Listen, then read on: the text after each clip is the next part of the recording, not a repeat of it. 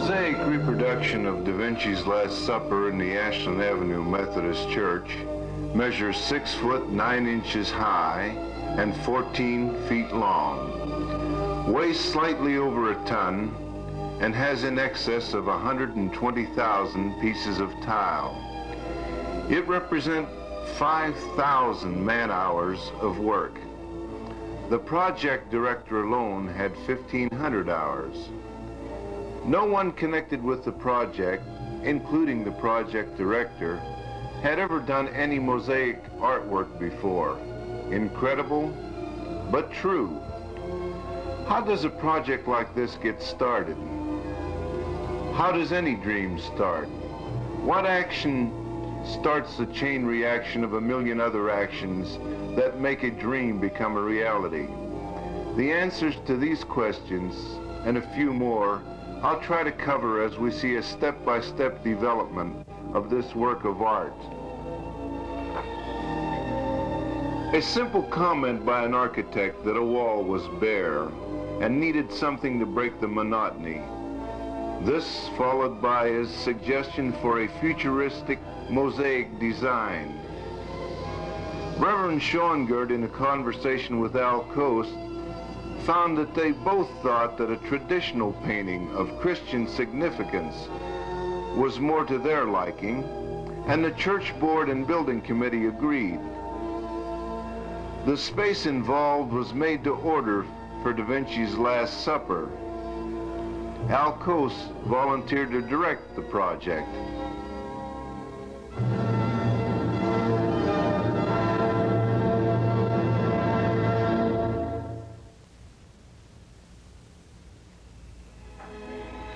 Let me introduce Kost, a gifted amateur artist, fine craftsman, has a wife, 2 children, and works for Westhab when he could spare the time from the project.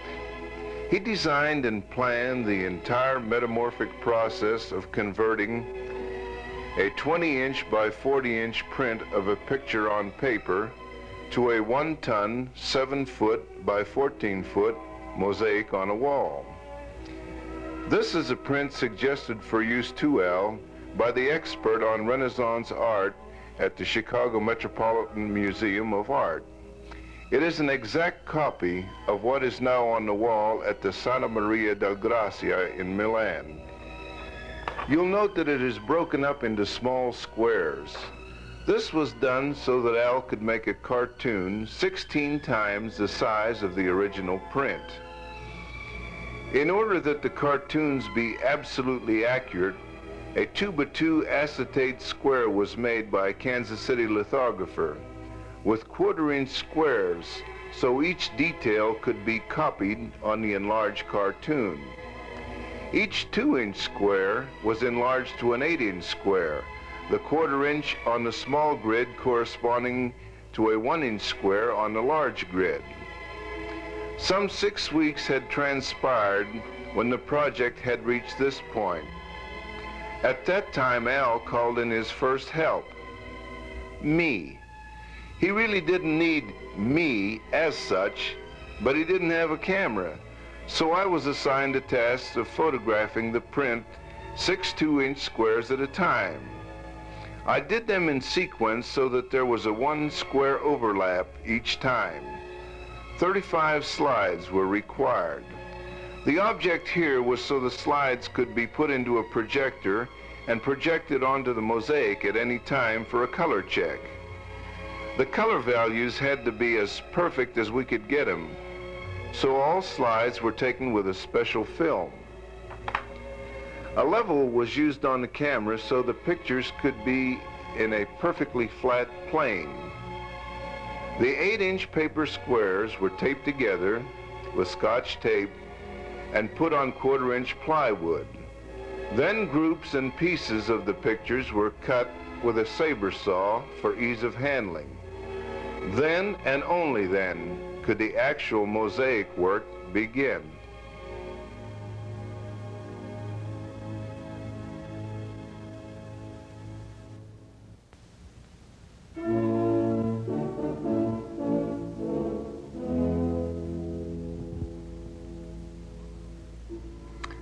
While Al was flitting about the country for West Tab, he looked at Mosaic works wherever he could find them, and discovered Venetian glass tile had the largest color palette. And so the media was chosen. 64 colors of tile, a few of which are shown here, along with the jar of Elmer's glue that was to be used to stick them on.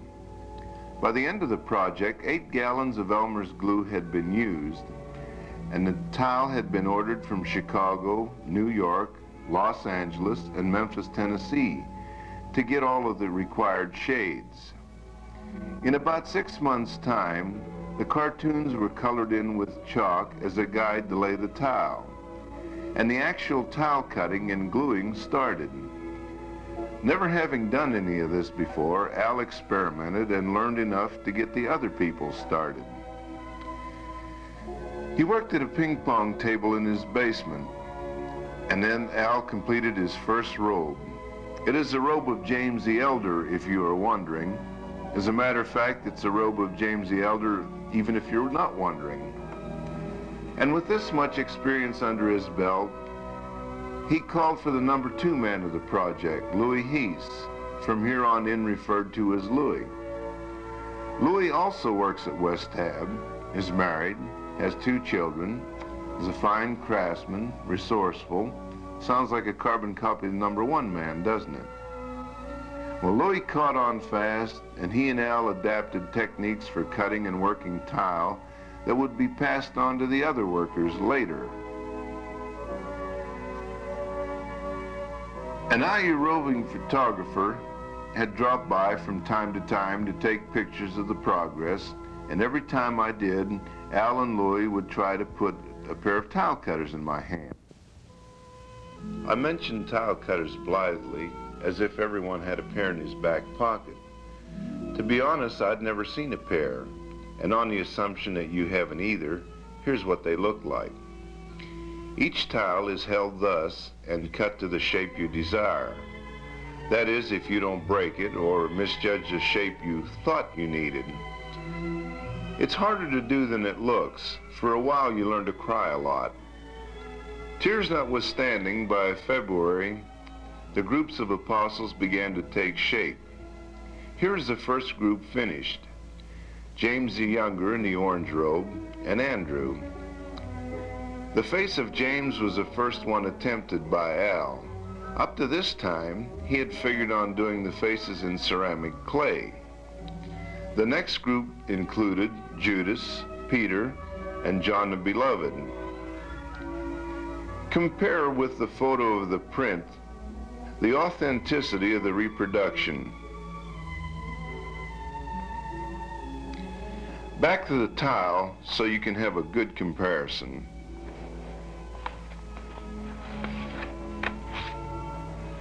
By March 65, the robes on most of the groupings were finished and could be mocked up for a sneak preview.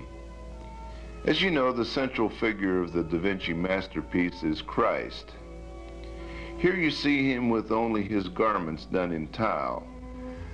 The rest of the figure sketched in with colored chalk. Even in this crude, unfinished state, you can see by the next 2 pictures how it ties all of the figures together.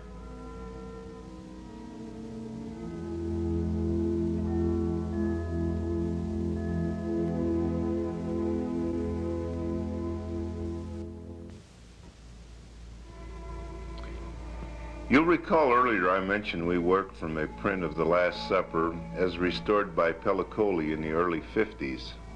Since we are comparing, here are, left to right, Thomas, James the Elder, and Philip, as Mr. Pellicoli saw them on the wall in the church in Milan. And here is how he renovated them in 3 years of research and hard work. In his research, he found that the original painting by Da Vinci had been retouched many times, and it was difficult to tell what some of the original colors had been. An interesting study in metamorphosis from Da Vinci's original to a 1-ton mosaic is this series. The central figure is Thaddeus. Concentrate, if you will, on his face. Now the Pellicoli restoration. That's Simon on your right and Matthew on the other side of Thaddeus. Then the cartoon, enlarged freehand from 1/4 inch squares to 1 inch squares, as I mentioned earlier. And finally our tile version, comprising some 400 pieces of tile. This is one of the last faces Al did.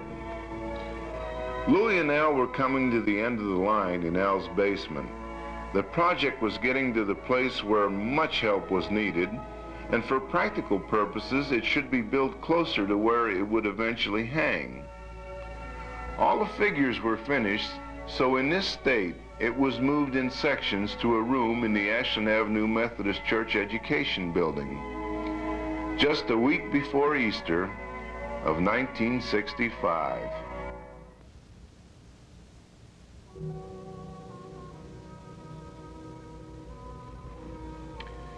It was here that our trio of workers was enhanced by the Singles, a club that meets in the Ashland Avenue Church, although they are not affiliated with the church in any way. The group was willing, and they pitched right in, scrubbing the work in preparation for the Easter Sunday display. This group of helpers was so large and their turnover so frequent, I couldn't possibly tell you all the names of those who helped. I will try to name a few as we go along. The third man from the bottom of the picture is Wayne Vogel. Once Wayne started to help, he never missed a work session on the Mosaic. The same is true of Virginia Hines in the extreme upper left. This is Virginia and a fellow single scrubbing glue from the face of the tile. And here are some singles wiping the gravy off Philip's shirt front. These two young ladies are obviously trying to ignore some free advice from a co-worker. After the pieces were all scrubbed clean, they were held together with screws, hairpins, chewing gum, glue, so it could be displayed on the altar Easter Sunday. At that time, a simple announcement was made that gifts toward the project could be placed in a small wooden box. Thus was the project sponsored. Total cost, $569.14, exclusive of drapes and lights, which were donated by an anonymous sponsor. At this point in the project came Chuck Cheney, an engineer. Without Chuck's help, it's hard to estimate how much longer the project would have taken. First of all, he made this huge wood backing for the picture. It's better than 3 inches thick and has wood layers going in different directions so that it won't ever warp and pop off the pieces of tile. Besides which, it swivels in the center and we could work on the mosaic from any angle.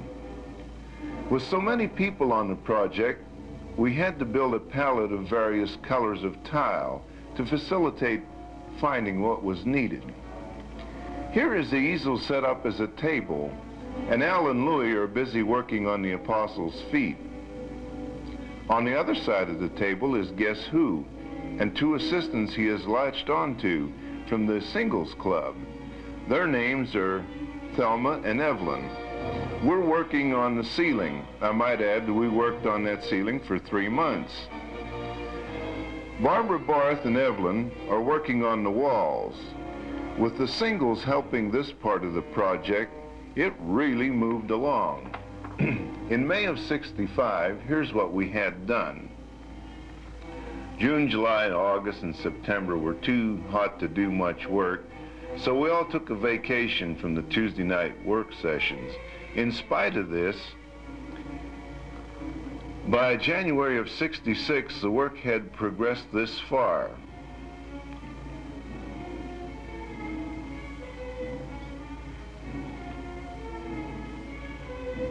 In February of '66, the project received another big assist, the Wesleyan class of the Ashland Avenue Methodist Church. By this time, most of the singles had lost interest, and of the 30-some-odd helpers, only Virginia Hines and Wayne Vogel were left. Virginia had become an expert tile layer by this time. This is not Virginia, however. It's actually Jim Williams of the Wesleyan class. The West End class concentrated on the tablecloth. On this, every piece of tile had to be cut, and the progress went on at somewhat less than the speed of light. This is Herb Frakes of the West End class working on the design of the tablecloth. Many of these pieces are only 1/4 by 1/8 of an inch. To give you an idea about how fast this progressed, here's a shot taken in the early part of January '66. Take particular note of the tablecloth. Now this one, taken almost 2 months later in late February. As you can see by comparison, Torrance Turtle was a speed demon. One of the big problems at this stage was working space. This crew of 4 was about all that could comfortably work along the bottom edge of the mosaic. The new face in the foreground is my boy Marty, who all of a sudden had developed a rabid interest in the project. After Marty caught on to the idea of laying tile, he became a real fan and took on the project of doing the tapestry behind Simon Peter. Louis's wife, Dixie Heath, and Glenna Frakes started a custom of bringing goodies like cake and brownies to the work sessions. During this period, the workers put on more weight than the picture did. Let's face it, with goodies like that available, it didn't do much to speed up the work.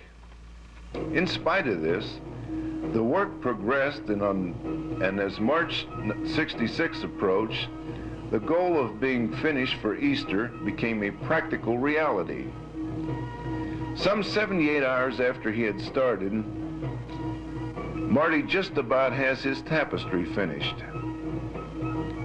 Finally, 18 months, 10 days after the project had started, came the night when we could get it done. All of our basic working crew was there: Louis, Herb, Al, Virginia, and Marty, in case you can't recognize them from this angle. Finishing touches went on at a feverish pitch. On the ladder is Wayne Vogel, filling in tiny cracks that the glue had missed. Note Louis and my wife Jeannie looking on the floor for red tile, which was becoming very scarce. Virginia and Al worked on finishing the smallest tapestry on the right side. Louis and Herb worked on the one on the left. Marty searching for colors to finish one of the wine glasses on the table. Me? Well, I ate brownies and I cheered a lot.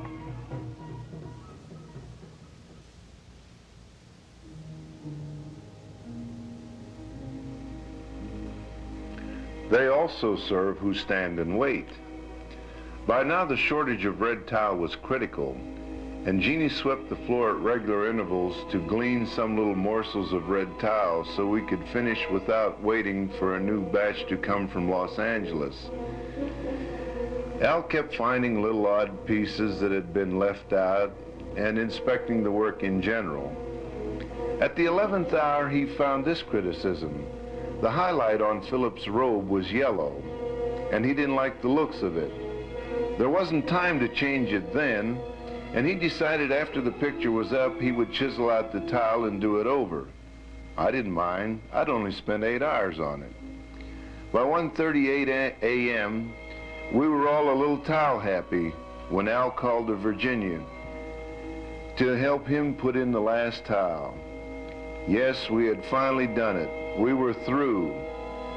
But Chuck Cheney wasn't. He still had to get it out of the room and onto the wall. To do this, one has first to take out the window and build skids to get it out the window. Remember, this thing weighs 2,000 pounds. From the window onto a trailer. Once onto the trailer, across the lawn to the main entrance. From the trailer, back on the skids and through the church door. And finally suspended from a beam with turnbuckles to equalize the weight and level it. That's Chuck on the ladder working on a series of floodlights used to illuminate the mosaic at night. The frame is Chuck work also. He built it in his basement from some scrap oak that was in the old Chamber of Commerce building. A few days later, Philip's sleeve had been retouched, and Chuck and Louie look over Al's repair work. Meantime, Al was looking for more places to fix. I guess he always will. He's just that kind of a guy. As for me, I feel it was a privilege to have worked on this project. My small part in it represents the only contribution I will have made to the world of art. And although I may be prejudiced, taking this 20-inch by 40-inch lithograph print and transforming it to a 1-ton mosaic is quite a chunk of doing. Now you know the how, why, where, who, and when. So why don't I keep quiet and let you have a few last looks at this mosaic all on your own.